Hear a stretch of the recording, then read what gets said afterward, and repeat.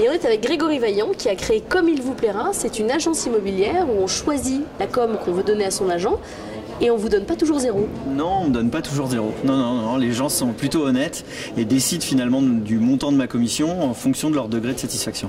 Mais alors il faut avoir une valeur ajoutée forte.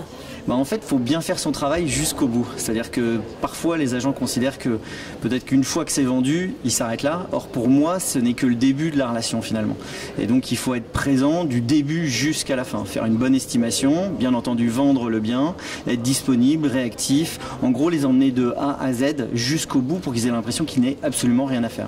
Vous proposez une fourchette quand même, donnez-moi entre 2 et il Oui. y a un plafond minimum, Alors, un seuil le seuil minimum, c'est 0,5. Donc, c'est vraiment pas grand-chose. Et le maximum, c'est 5%. Et en général, on en est où? Alors en général, je ne peux pas vous dire parce que sinon j'influencerais les futurs vendeurs. Ce que je peux vous dire, c'est qu'aujourd'hui, ça fait à peine 2 ans que j'ai lancé le concept, que j'ai eu une personne qui m'a donné 0,5 et j'en ai eu 2 qui m'ont donné 5%. Et depuis, vous êtes très fâché avec la personne qui vous a donné 0,5? Pas du tout, c'est son choix, c'est son choix. Vous avez fait appel à une agence de com pour trouver ce nom, Comme il vous plaira? Pas du tout, à une Vous amie. avez payé très cher? Non, pas du tout, à une amie. Voilà, c'est une amie autour d'un bon repas qui m'a dit « Et si tu appelais ton concept Comme il vous plaira ?» Je trouvais ça très bien, voilà comment c'est venu.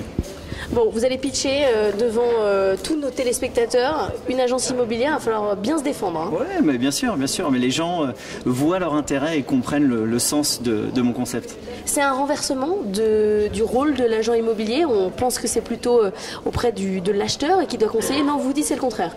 Oui, en fait, c'est un renversement plutôt sur le pouvoir. C'est-à-dire que parfois, on a l'impression que les agents immobiliers imposent la vente. Là, en l'occurrence, c'est le vendeur qui choisit, qui décide de A à Z. Et finalement, aujourd'hui, en tous les cas, le marché est un marché de vendeurs. Et c'est finalement les vendeurs qui ont plutôt le pouvoir.